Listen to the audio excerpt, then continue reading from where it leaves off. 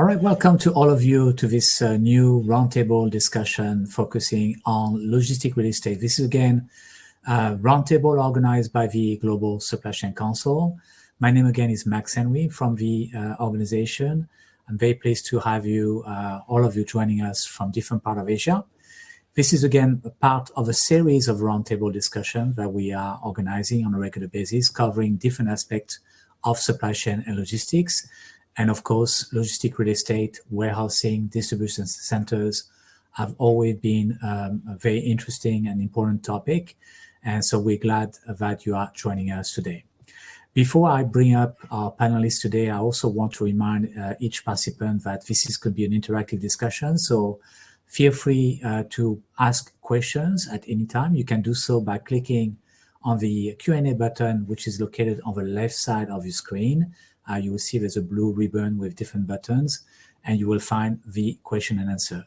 You can ask a question at any time, and we will then, I'll be here to look at those questions, and we will prioritize them as soon as they come. So do not wait until the end. We will take those questions as they come. The discussion will last for about 55 minutes. So if you have another meeting or appointment at 5 p.m. Hong Kong, Singapore, don't worry, you will be able to join on time. We'll finish up a few minutes before the end of the hour. So without further ado, I'd like to bring up our panelists and give them a chance first to introduce themselves. And maybe we'll start with you, Liz, and just go ahead, introduce yourself to the audience. Tell us who you are and what you do, and we'll go around everybody. Hi, Liz, go ahead. Yeah. Hi, everyone. Good afternoon. I'm Liz, based in the Hong Kong. I'm from CBRE Research, Asia Pacific, looking after the retail and logistic research across the region. Nice to meet you all. Okay, great. Great to have you. Then moving on, we have Dennis. Hi, Dennis. Welcome. Hi, everyone. I'm with Cushman and Wakefield, and I look after logistics and industrial across Asia Pacific. Okay, great. Then next we have MC. Hi, MC. Go ahead. Welcome. Oh, your microphone is not working. You are unmuted, so try again. We'll come back to you. Maybe we'll get David first. David, go ahead. Yeah, welcome. Well, welcome, everybody. My name is David Aboud. I'm based in Malaysia with Logos. We are an investment group. We raise capital. We build, develop, own and operate logistics facilities across APAC. Okay, great. MC, is your mic on? Working now? No, yet, not yet. Maybe you'd like to kind of refresh yourself and come back. Okay, we'll wait for you. No worries, we'll be here. Okay, so MC will come back. So maybe we'll get started with some of the topics that we have prepared. Yeah, MC, I think we can hear you now. Go ahead.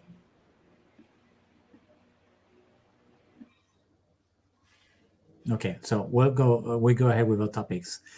So maybe we're going to start with something very general about the topic of logistic real estate, and I'd like to talk about the market drivers and the outlook for 2024. MC, can you want to try again? Perfect. Can you guys hear me now? Yeah. Okay, it's working now. Much better. Great. My name is MC Camus. I'm based in the Philippines. I work with pharmaceuticals and manufacturing industry, particularly when it comes to network strategy of where to locate their warehouses, their facilities, and also where to source products. Okay, fantastic. Okay, so it was your headset issue, right? Not working suddenly. It happens sometimes. Okay, so let's talk about the market drivers and outlook. So given the current economic and geopolitical landscape right now in Asia, what do you think are the key factors driving the logistic real estate sector in Asia as we get closer to 2024? And how do you foresee those factors shaping up the market, next year and moving forward here? Just your general view about the market situation right now. Anybody? Maybe I can start off, Max. One of the things that's unique about Asia is that Asia is still the e-commerce hub. It's both coming in late to the party, but at the same time, very dynamic. And the pandemic that also accelerated the growth. So there's a lot of movement, a lot of demand for new facilities, purposely built facilities in market, and also getting closer to the markets. I think that's one thing that would continuously drive the logistics real estate development in Asia, but not only in Asia, but Asia and how it links up to the rest of the world. Okay. Yeah, we will talk about e-commerce a little bit later on, but good point. Yeah, David. If I can jump in on that with a focus on economics and geopolitics, and specifically, I mean, looking at the risk, which we look at obviously quite a bit, given that we're an investment group.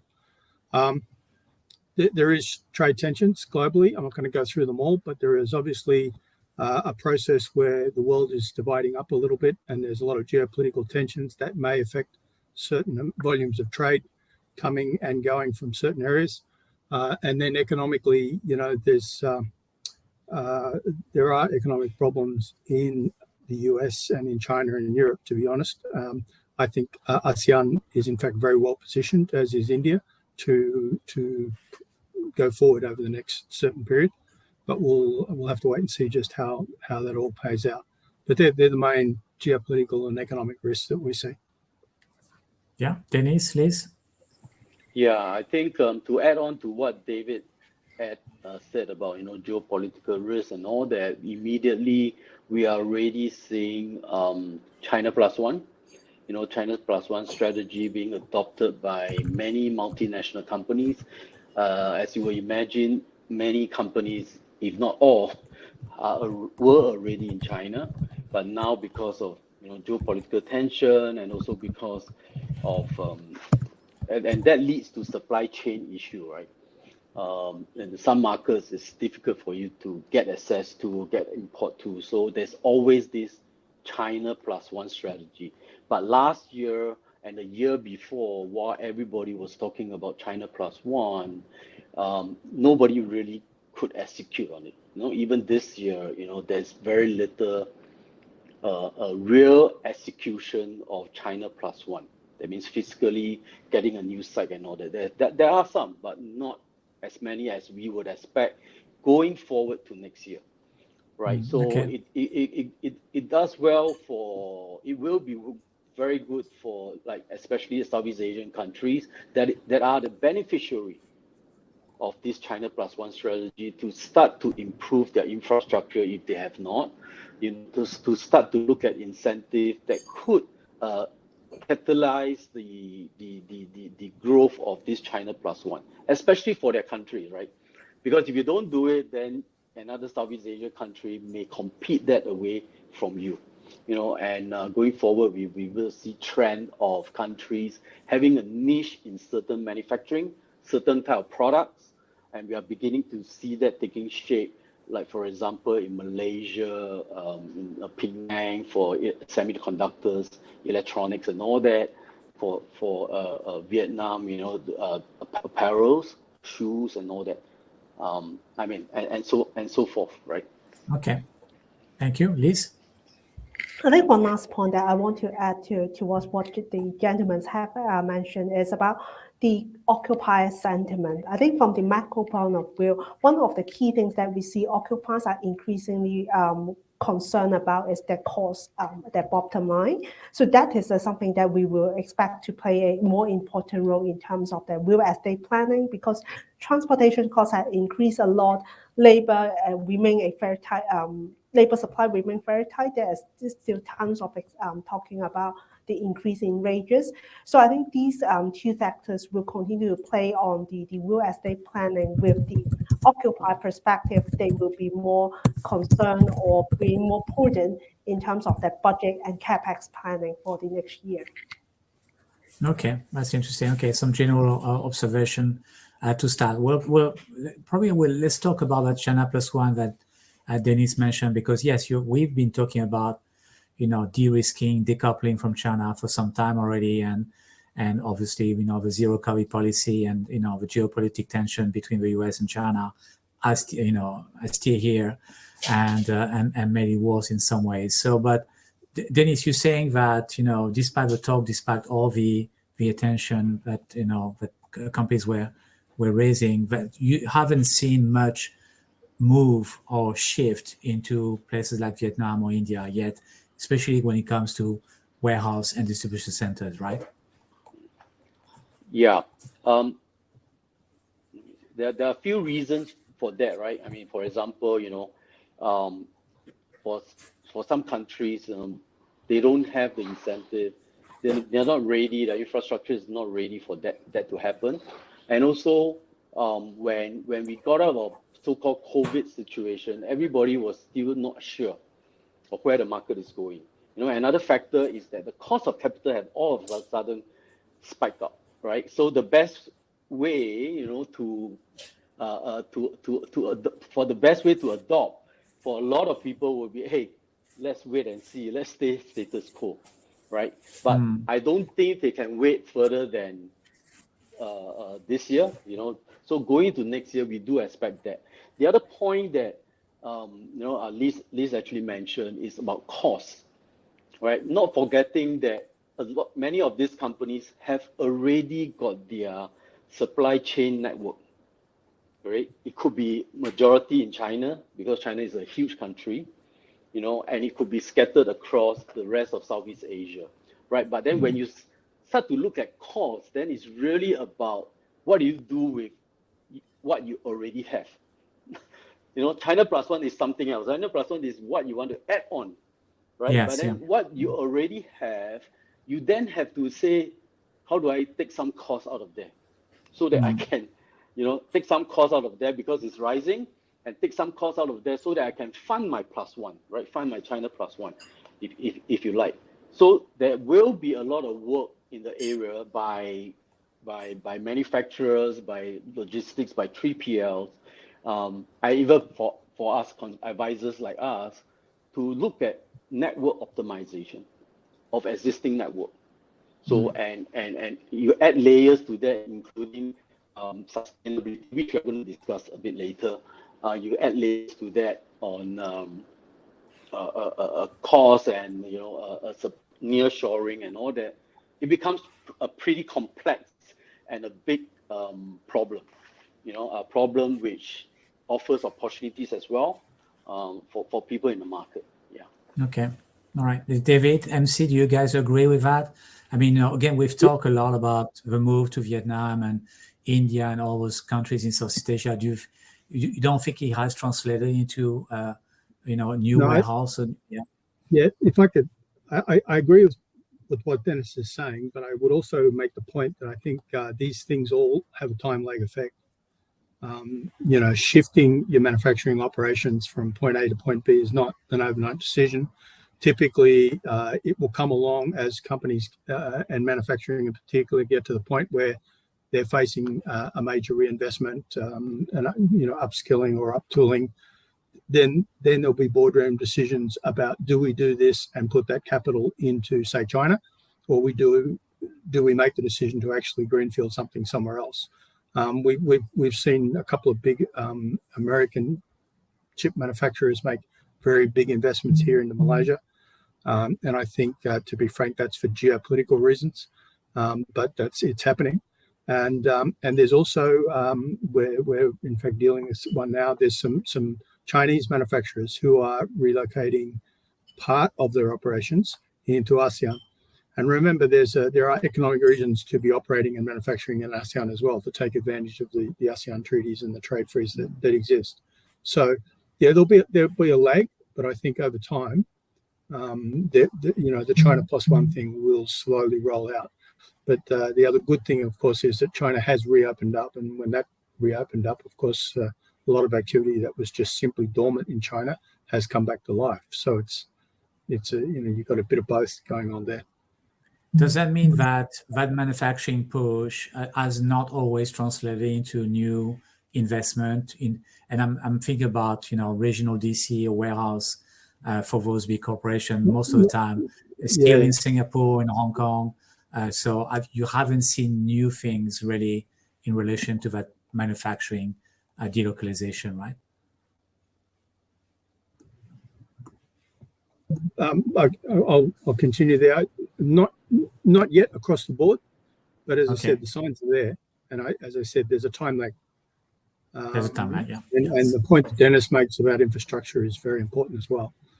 As that infrastructure comes along, and like Indonesia is doing a lot of hard work to get their infrastructure caught up to some other countries as that happens, and then it's been watched by the big players. So I think it's an ongoing trend.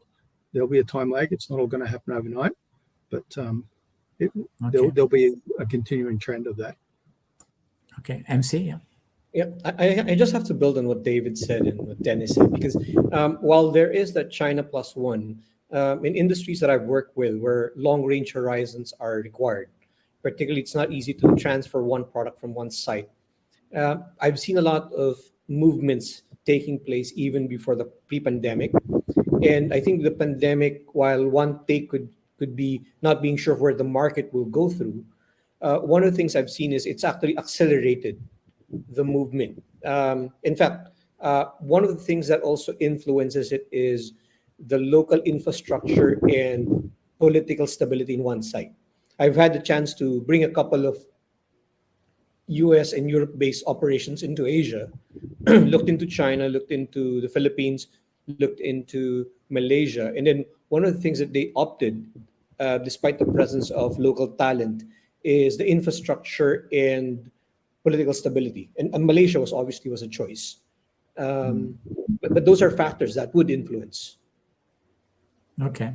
Liz, do you want to add anything on this?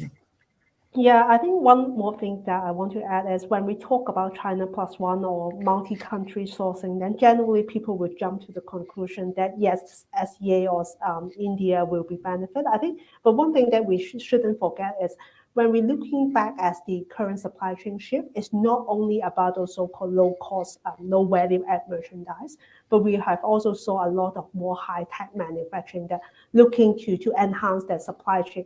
So that's why one of the key trends we saw is, in fact, there are semiconductors manufacturers or some of the supply chain move to Korea or Japan and driving the logistic demand there. So it is not only about shifting production from a so-called from China to a so-called lower cost country, but it's talking about the resilience and also make their supply chain more flexible and to make sure that they can cater into the future, mitigate the future risk. Okay.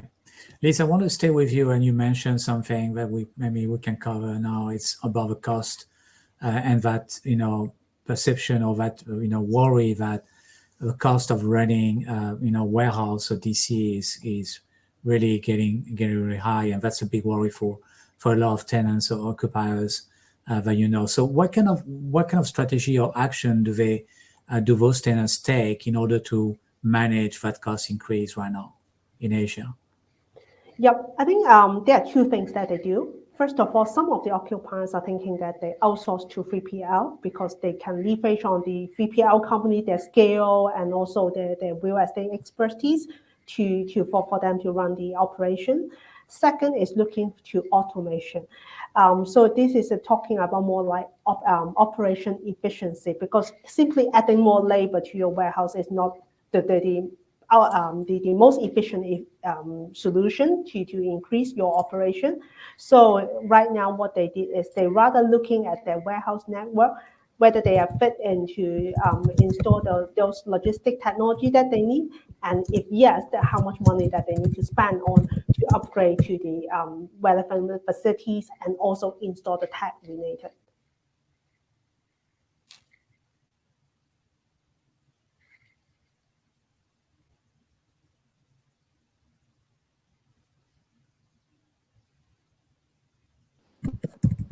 Yeah.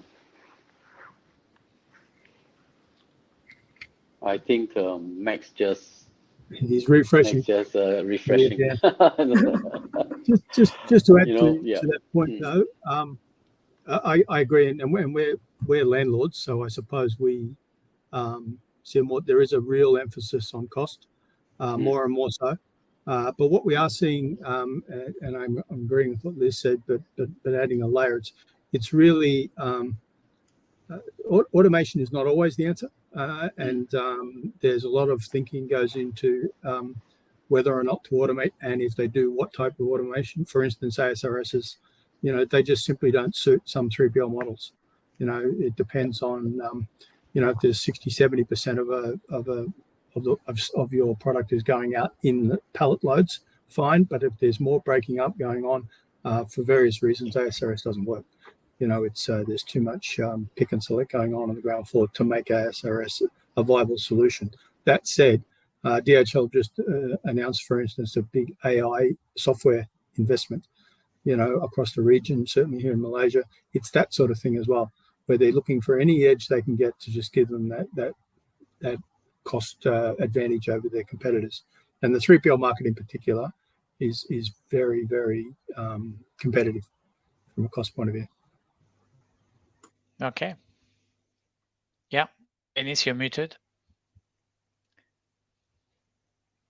Yeah, when you look at cost, it's not just the rental. As Liz also mentioned earlier, the transportation cost, could be a killer as well, right? I mean, it's gone up, through the roof for some businesses. So that's where I want to bring, which I brought up, network optimization. You've got to look at the total cost. A warehouse that is costly by headlines numbers, maybe the most efficient for you because of its proximity to ports and proximity to the markets or proximity to your raw material supplier, right? And things like that, it all adds up, right? So I do expect that, next year, cost being one of the reasons, the other could be optimizing their network. There will actually be, it makes sense for a lot of businesses to start looking at how could they optimize their network, right? Because the other thing also to consider is that now we have a new channel of sales, right? Your products doesn't go through the shops anymore, or a certain percentage doesn't go through the shop anymore. It's directly to the consumers and all that. And then how do you then have your DC, distribution center, and all your last mile distribution, right? And do you use a reseller for your last mile distribution and 3PLs and all that for your DCs? And that's another consideration, right? Okay, good. I want to remind everyone again that you can ask questions. So feel free to push the Q&A button located on the left side of the screen. You can ask your question now, and we'll take that. We'll take those questions as they come. Okay, let's stay on the topic of e-commerce, and I want to get your view on this.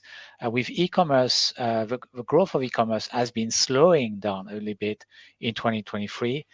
We saw people going back to shop physically and going back to shopping malls and and walk around a bit more and do a little bit of less of shopping online. Do you still see demand from the e-commerce players, from 3PL for this? And how is the slowdown in e-commerce growth affecting the demand on facilities and maybe also on the design of those facilities? Anybody? Yeah, I'll jump in on that. On the design side in particular, to answer the first part of your question, Max, I think it's flattened. The e-com, obviously, the heights of e-com during the COVID have dissipated. A couple of individual groups in particular are suffering more than others. Typical to any new industry too, there's been rise and falls of various companies that have looked like they're going to shoot out the lights, and they've fallen from grace, and others have come along. There will be consolidation. On the design point, though, that's another very interesting one, which we personally experienced. We ended up with a large 3-story warehouse in Jakarta, which had pretty much all e-com guys. Your standard warehouse is catered to so many people. As an example, this warehouse on the 11 by 11 sale in Indonesia, because they deliver by motorbikes, there were 4,000 souls on site. So the average warehouse just simply doesn't have, even if you're just looking at toilet facilities, let alone somewhere for them to be, somewhere for them to sit and not get run over by trucks. So, the smoking areas, just the whole thing. If you're building for e-com, you've really got to remember that there will be far more people on site than a standard 3PL warehouse, which is operating as a DC. And the other point, which was you alluded to, was the commercial activity going on inside a warehouse. Warehouses used to be somewhere where you stored stuff and the business was going on somewhere else. We've got warehouses where the mezzanine level for a clothing manufacturer, I won't mention their name, but is in fact, I think it's 30 different photograph booths. There's models coming onto site, boys, girls, men, women, and they're constantly taking pictures of the guy in the green shirt, the blue shirt, the red shirt to put up online to advertise their product, which the orders then come in. Now and then someone runs through the warehouse up and down the, the various levels we have, selects the products, taken downstairs, processed, wrapped, labeled, given to a guy on a motorbike and delivered. So what you now have is an entire commercial business operation going on inside a warehouse. And that's a key difference. Yeah, a lot more. Warehouses, basically there's business happening inside the warehouse. Exactly. Commerce is occurring in warehouses. Okay, so warehouse is becoming much more multi-use than it used to be. They're multitasking, basically. Yeah. Anybody else on this? Yeah, Max. Just to what David said, using the data during the last 11/11 sale, you really see that the amount of transaction isn't as high during the pandemic, but it's still getting to that level where in e-commerce still is a good. The 11/11 is a good indicator of how e-commerce still is there to stay, especially when we've given a new type of consumer. You now have a digital consumer who's very much exposed to it. And one of the things I've really seen is that the warehouse, the traditional design of the warehouse has really changed, because the warehouse is really now getting close to market. In fact, it's more of what I shared earlier was the last mile, because that's the last portion where they could do a lot of changes, bring products to trade as fast as possible. And I've seen a lot of consolidation, particularly with 3PLs in Asia Pacific as a whole. Their operations extending, used to be storage, cross-dock and everything, but now it's really changing. You now have a mini short and packed operation, design, even e-commerce site operations on the warehouse. Yeah, Denise, please. Yeah, go ahead. I think one thing that I want to add is, while we use the term e-commerce, it is a very big and diverse landscape within it. What we saw is, of course, those big names or the e-commerce powerhouse platform, they did slow their expansion because many of them have already expanded during the pandemic. But what we saw recently, there are smaller players, more specialized into certain industry or type of consumers that they are still looking for expansion, and that's subsequently driving a smaller space demand for the warehouse, because they may not have that much a big clientele, and that's why they need a smaller space. So this is one of the things that we see the changes. And second, I think, is what David mentioned, is there are definitely consolidation that we are going to see, because many of the operators have kind of like grabbed whatever they can during the pandemic. And now is the time to think about, okay, maybe I should get rid of this kind of space because my consumers are no longer there or the efficiency aren't there. So I think we always start seeing the occupiers thinking for this within the 2023. And I believe the trend will continue in 2024. They will kind of like constantly review their portfolio and network to make sure that it is can run in a more efficient and a more cost-effective way. Interesting. We have a question which I would like to take. Someone is asking, so how about the push towards intra-city smaller warehouse or storage facilities, especially in cities like Jakarta, Manila, etc.? Is there a market, or is the market growing for this? So do you see that trend happening? Yeah. If I could jump in there, yes, everyone wants it. The sheer economic facts are that a warehouse in a city doesn't make economic sense. It won't. The numbers won't add up. But what like Goodman are playing with it in Australia, our competitors, we know, and I've had a number of conversations with some very interesting architects who've developing concepts in Europe of hubs. There will be inner city hubs which will have to find other value add components of them, but part of it will be that last mile deliveries.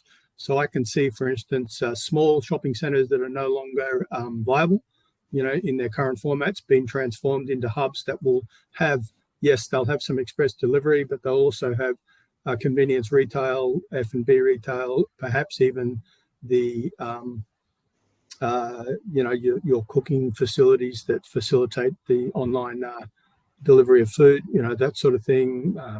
It could be anything. So there's going to be these new little hybrid inner city hubs, which you more or less have to have to get enough commercial value there to make it worthwhile being in an inner city. But I go back to my original point, trying to set up a small warehouse in an inner city, it's not going to cut it. No one will pay that rent. So there'll be something new. There'll be new hybrid type concepts that will come along. And I think, as I said, there are people thinking about it. Whether they've got the right formula or not, don't know. But something will come along, it'll be a new subsector, so to speak. Okay. Yeah, that's where I feel that data becomes very, very important. When you're in an expensive warehouse, right? Your goods are the churn.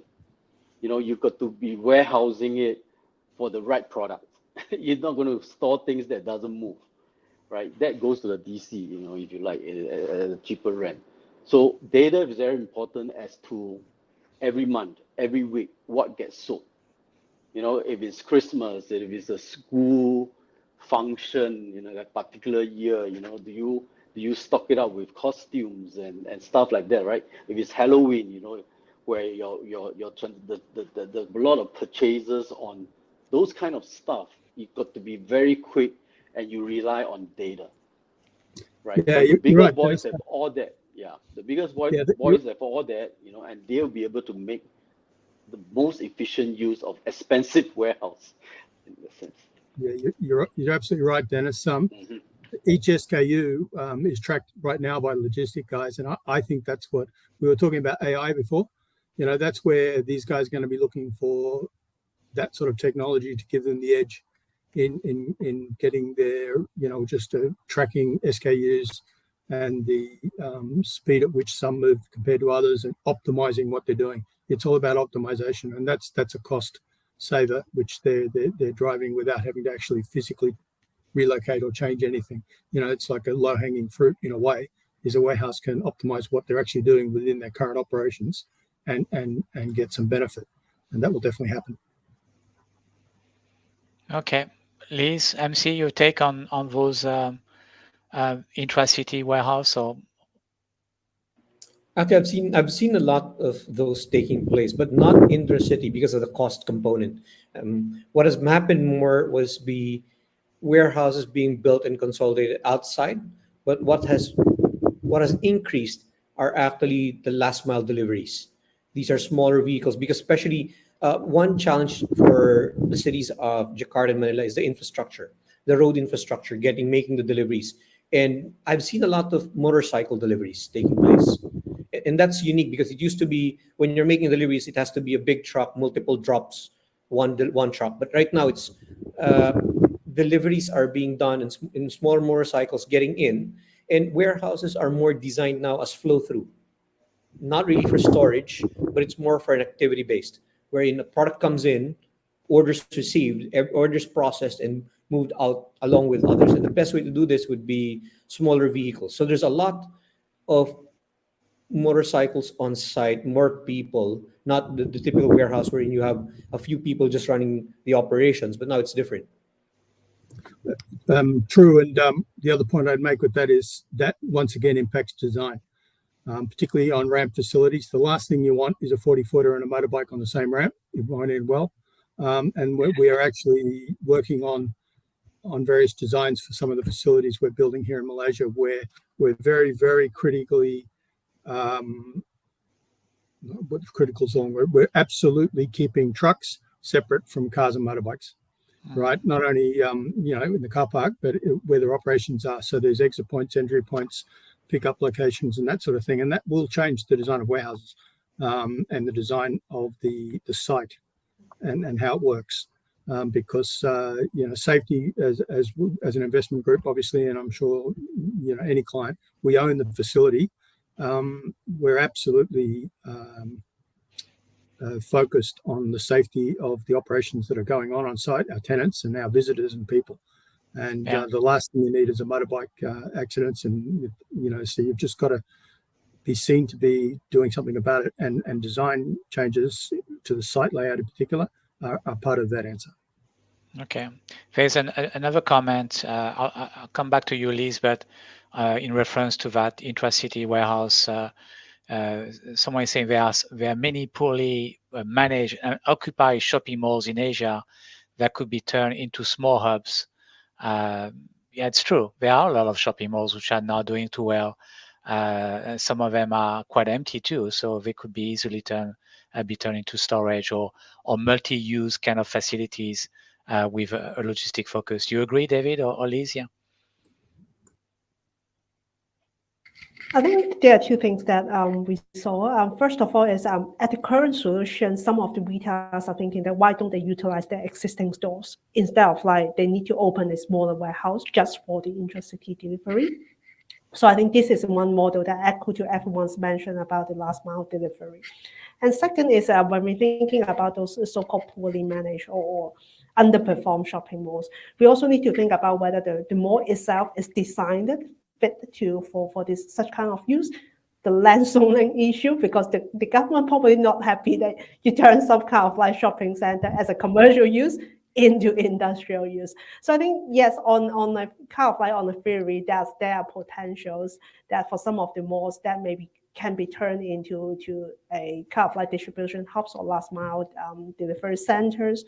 But in reality, I think there are things that need to be done. But of course, there are some of the retailers thinking about maybe I can rent a kind of like some kind of space in those underperforming shopping centers as a pickup stations or something like that, as long as they're close to the end user. That could be one of the solutions, but I don't see something that in a bigger scale yet. Yeah, let me add to that, and I tend to agree. Some of the shopping centres here that we're seeing, they're creating pickup stations. So your Grab driver is not walking up and down 5 or 6 floors, picking up 6 or 7 things from different shops. That's not efficient. So that's happening where they can manage it. So the motorbikes are slipping in, picking up orders and going. To the other point, to the main question from whoever asked it, it's not as simple as just turning the entire shopping centre into a logistics facility. The point I made earlier, we're probably not brave enough to do it. It's going to be an entrepreneur. We represent institutional investors, and they're not the bravest people in the world. So entrepreneurs will do it. They'll come up with a hybrid that will include F&B. It'll include convenience things. It'll include child minding centres. It'll include whatever. But inside there somewhere will also be that the enough space with the right access to provide that internal city delivery option. But then there'll be every building will be. It's going to be this. It's almost like a rebirthing thing of a facility, repositioning of assets. It's like turning 19th century warehouses into chic condos and apartments in New York. It's that sort of thing, which is done by entrepreneurs typically, not funds. Yeah, that's what's going to happen. Because if you go to any scale there, you're going to have to figure out a way to get big trucks in, and most shopping centres have fairly limited delivery docks and that sort of thing. So it will be an interesting journey to watch. I think it will happen, but it'll be a hybrid. Definitely be hybrid. Okay.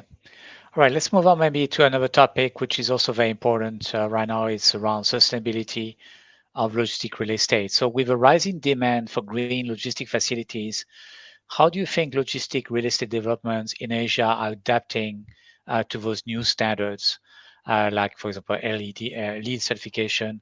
And what are the challenges and opportunities in achieving those standards for the developers?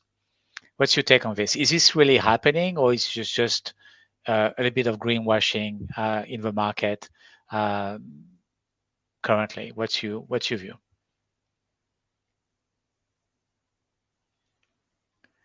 Anybody? Sustainability. I think this. Yeah, Dennis. Yeah. Okay. David, you want to go first? No, go ahead, Dennis. Go ahead. It's okay. Yeah. Okay. So I think this question of sustainability. I think there's a lot of consideration, right? The best way to do is go for the low-hanging fruits first, right? Because it's all about cost. The occupiers want it. the landlord wants it to future-proof their building, but at the end of the day, the landlord can't be charging a cheaper rate, right? So it is about going for the low-hanging fruits, right? Even for the landlord, right? So the landlord will say that, okay, I put up the solar panel. That's probably the easiest, right? For any warehouse where you do have the surface area, you do have the roof area, and there is a payback, right? Given that the oil prices and all that at this current rate. And then that tick the box for the occupier, right? Because right now the market is such that the occupiers have a KPI that they have to achieve. They have an objective that they achieve on sustainability. And if they're listed, they probably also have to report it annually to the exchange that they're listed on, right? The investors themselves also have, right? Especially when you talk about your investors from Europe, there's no other option. They have to go on this route, right? But then cost comes in, right? So go for the low-hanging fruits first. This is the action to be taken immediately, and then on the longer term, you probably have to look at the whole network, not just the warehouse sustainability. So also the carbon footprint, the emission from your supply, from your transportation, all the way to, basically the whole network, and not just a warehouse. Yeah. Yeah, Okay, David. I'll add to that. We're not allowed to build a building unless it's maximum leads that we can get in a particular country. You can get platinum in Singapore quite easily. Malaysia, because of the policies of the electrical company, TNB, you can't put power back into the grid, so the highest we can get is gold. But we are obliged, anything that's a new build must maximize whatever the rating is. The tenants are going to ask for you to have a dedicated consultant who will certify that you're green, you are what you say you are, not just the developer claiming to be green. So that's it. Existing portfolios, all the problems Dennis brought up are exactly the problem. That's it. But the other thing is, going forward, and certainly I can speak for Logos, we are also targeting to be carbon neutral by 2030. So it's affecting even our operations as a company, and that's something that is being demanded not just by our owners, but also the institutional investors that invest with us. So it's not just what we're building, it's us. It's our travel, our footprint in terms of flying around the world, what we do in the offices, plastic bottles, and it's all encompassing basically. It's not just what we build, but it's our operations that are under focus. The big question remains, David, is who's paying for it and who should be paying for it? Because okay, yeah, good question. Basically, 3PLs, and there's a number, I won't name them, name and shame, but I know 3PLs that have lost contracts because they didn't get the tick in the box that they needed from a ESG point of view, and that was the only reason they lost the contract. So there's that. We are seeing a small premium in rentals for new ESG buildings, but then you're building a brand new building, so it's really hard to tweeze out which part of that is ESG and which part of that is just the fact that it's a new building in a good location and it's got other design attributes which they want. But I think, put it this way, if you've got a bracket of rentals, right, and like the Klang Valley, I'll take it as an example, you're leasing here now between 210, 220 up to 250. You'll be getting in the higher range if you've got the higher ESG score. If you don't, you won't. So that's becoming apparent. Okay, Liz? Yeah, I think one thing that is quite clear is increasingly occupiers are asking for all those green-related features. So what we see is actually it's not only about the landlords have to do something, they may be partner with some of the professional operators. For example, what we saw is EV chargers are something that will be in need because the occupiers are kind of like electrifying their logistic fleet. So for some of the landlords, if they don't want to build it themselves, then they can outsource or partner with some kind of like third-party professional operators to do it. So I think I agree with what Dennis and David mentioned. Cost is definitely one issue, and also the infrastructure limitation, whether your buildings are too old to renovate or upgrade to meet certain green features demand. That is something that the landlords have also to consider. But something that we agree is not necessarily that we see the new buildings or those green certified buildings can enjoy a green premium. But if you don't do something in the future, then you are probably subject to some brown discount, or you even lost some of the tenants because you don't fulfill their ESG compliance requirement. Interesting. Yeah. MC? It's basically what they've said, and I agreed with that because I've seen that happen. There's two components. One is the existing facilities that's being used, which either you upgrade, which would also entail cost. The other one is build a purposely designed facility, which impacts not only the ESG requirements, but the design of the requirements itself, the process itself. And one of the things I've seen is that some would just automate, so to speak, what Dennis alluded to, the low-hanging fruits, probably install solar facilities. Yes, it's good, but in the long run, how is it? And that's where I think the redevelopment, the redesign of the facilities that take place, but that's only one side. And the warehouse is the one that's being seen, but it entails looking at the entire network, because the entire network has a bigger footprint than just a warehouse. And if you've seen, the warehouse is now turning not just simply a storage, but it's a multi-activity facility.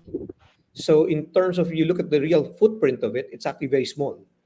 But again, it goes back to future-proofing, so to speak, your design, but it's the network itself. And that's where I think the logistics footprint for Asia, particularly real estate, would change a lot, because how do you so to speak, modernize the facilities that are in place, but at the same time retain, so to speak, the local flavor? Because another factor you have to consider is where the warehouses are located.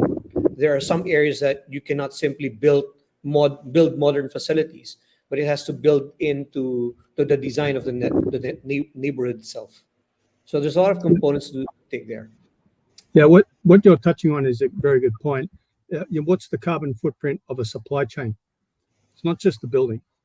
All right, the building can be LEED Gold, LEED Platinum, whatever you like, but 70% of the cost is transport. Of logistics in general, 60 to 70%, right? So, I mean, there's a big development that we're doing in Sydney, where we've basically got a dedicated rail link, which takes boxes automated from the truck from the ship onto the back of a train out to Moorebank in Western Sydney and onto another train. No trucks. So we've taken 3,000 trucks off the road per day in Sydney, and for that reason, the New South Wales government, in fact, became an investor. So that's where we are now addressing and reducing the carbon footprint of the supply chain. I mean, the warehouse at the other end is, yeah, sure, it's a LEED Gold facility or a LEED Platinum or whatever it is, but the supply chain itself is going to be measured. And I think that, I don't know who's going to measure it, because, no one owns a supply chain. So that's the issue. But I think it will either be through societal or government pressure, but supply chains will and data and all that sort of thing. It's all going to become something that will be pressured by whoever to reduce. That's the way it's going. Okay. All right. So we have another topic I wanted to bring up very quickly before we wrap up the discussion around cold chain, was also another important focus on logistic real estate. So there's been a lot of growth around cold chain market, cold chain logistics in the past few years, especially with the increasing amount of fresh food and pharmaceutical products in Asia. How is this changing the landscape of warehouse right now in Asia? And and how do the developers, but also the operators, are changing? We've had new increase of cold chain here. Anybody?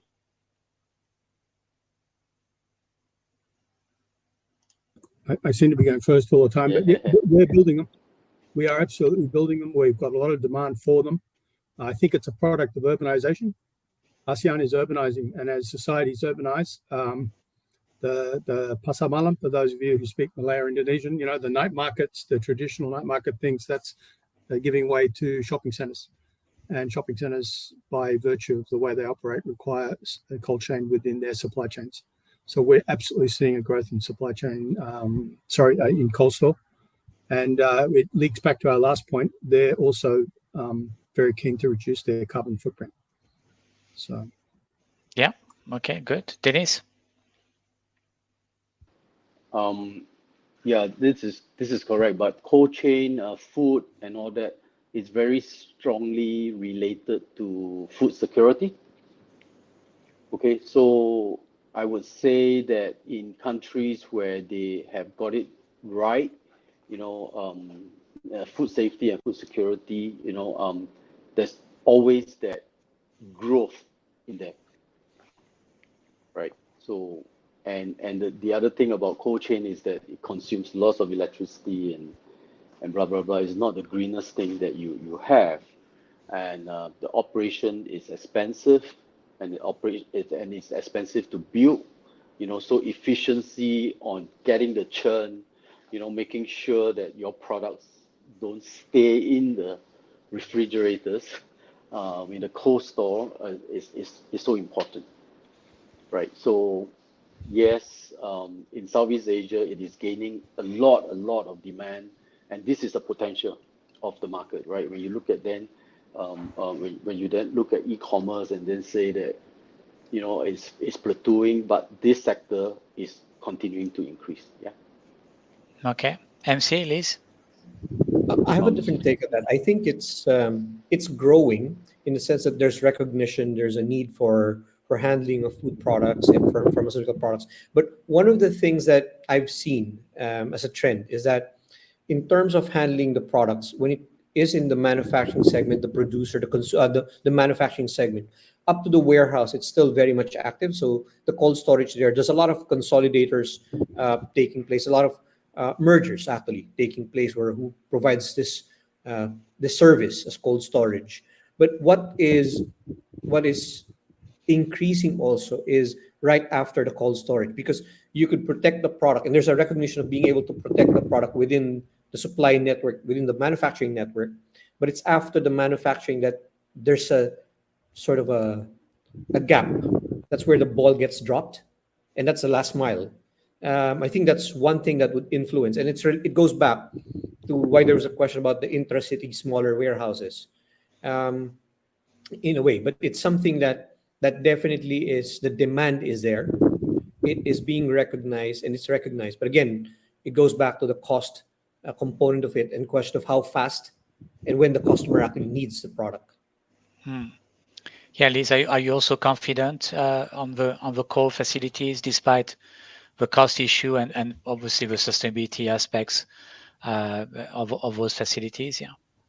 Yes, I think we won't doubt the demand for the cold storage across the region. But one thing that I want to highlight is the kind of like dark side of the story. Is another thing is when there are so many investment interests in cold storage rushing into the DD sector, there is a potential risk of oversupply in the near term. So one of the key market that we saw right now is Korea. There is huge vacancy for cold storage because there is so many capital went into this sector over the past few years. They built a lot of new modern warehouse, cold storage, and now the landlords have to cut their asking rent over more incentives to try to fill up that space. So I think, yes, on the longer term, we believe that Southeast Asia, there are a lot of fundamentals or factors that will be driving the cold storage demand, but we also need to monitor the risk of oversupply because of the issue. I think we lost Max again. Yeah. So MC, when you mention last mile and all that, right, intra-city, near population and all that, even for food and cold store. So are you seeing that happening? Because it's expensive, right? And to make it cold, to make it a cold store is even more expensive. You're adding another layer of cost to refrigerate the food. Amazingly, I've seen it take place, but in a different format. What I've seen is an increase of equipment to enable delivery of products still cold. So even the design of the motorcycles, it's amazing. I've been to India, I've been to Malaysia, and I've been observing this different. Yeah. Indonesia itself, Yeah. they've managed to change the way products are delivered. It used to be a simple bag you could load everything and make the delivery, but now it's different. There's technology being utilized wherein you could deliver products direct to the consumer, still cold, and it's being applied to vaccine. I'm amazed to be at that when it's delivered along with the prescription and the doctors that making the shots itself. Okay, all right. So there's a quick question. Maybe we can take it just in 1 minute. Someone is asking, will the rent continue to increase in 2024? What do you think across all markets in general? Yep. Okay. Yes. For me, Yes. yes, because there's no option, right? Because we're talking about sustainability, we're talking about modern warehousing, we're talking about last mile. That will continue to go up, which is why I mentioned very much early that network optimization, looking at your current footprint is so important because you may be able to find some savings there. Well, we build warehouses, and costs in the last 2 to 3 years have gone up by 30%. So that is just inevitably going to trickle through to the rents being demanded, and we are seeing it. So some markets hotter than others. Penang rents on the mainland are now higher than the Klang Valley in Malaysia, which is quite astounding. But definitely rents are going up. Okay, Liz? I think yes, in general, but I do believe that first of all, the rental growth momentum will normalize. You won't see kind of like double-digit rental growth anymore in 2024. And second, it depends on the markets because some of them are going to see a supply peak next year and 2024. So those markets we may see even increase in incentives and some kind of like rental correction. Okay, MC? Basically, I do agree there would be an increase in rent, but again, because it's a fixed facility that's already there.